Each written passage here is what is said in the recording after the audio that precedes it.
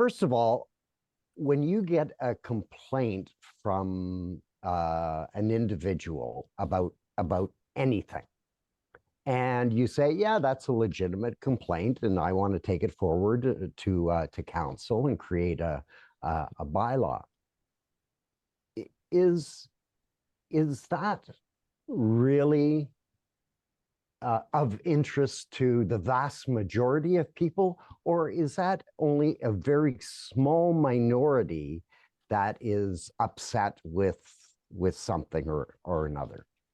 You know what, it's always hard to say, but if you look at it, that most people don't bother ever reaching out to their elected officials. Mhm. So if people do, there may be others. So I would normally start with my ward mates, you know, who I as a regional councillor, the local councillors, and say, hey, have you ever heard about this issue?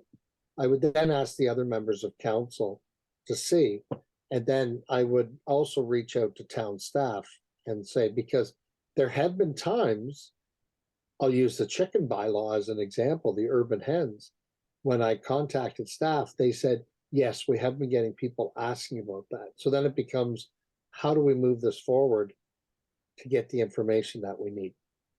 So, and I want to follow that question up with something that's always bothered me. These bylaws are created, legitimately created, because there is a concern, but you do not have a method to enforce these bylaws except by complaint.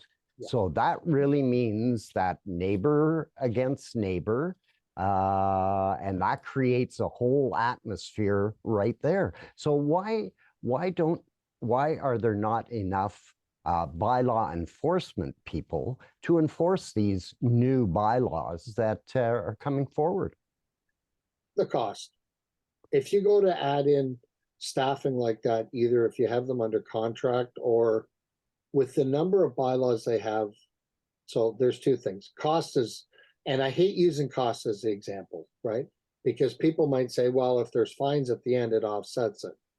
Before you can ever go and charge somebody, so you complain about, I'll just use an example. You contact your councillor or the town or city about your neighbor's grass is 4 feet tall. Right. Your neighbor is not told who complained. Your councillor, that is all kept confidential. The staff have to go out, they have to investigate it, right? Your neighbor might know who it is, but they're not told. It's kept confidential. So they have to go out and investigate it. On anyone that when it's done, they then have to give them a date to comply by. So now they have to comply. If they comply, great, it can be considered as, you know, it can be moved on. If they don't comply, it then opens up the next thing, which is such as can be an order to comply. They don't comply by that date. Now, in Halton Hills, we have a property standards committee that's 3 members of the public appointed that deal with those. It would go to that committee.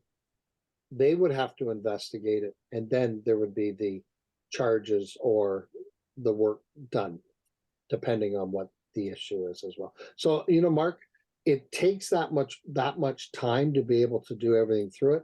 And yes, people can get frustrated waiting for it, but it's just, you always have to have the due process. And we all know sometimes due process can take too long for some people. Yeah, but it's only fair. You know, you go ahead, Kim, because I could talk all day about it's this. Only fair that there is a process in place so that someone can, you know, have time to comply, rebut, argue, whatever they want to do. That's a fair process. That we don't think it moves fast enough is a whole other issue.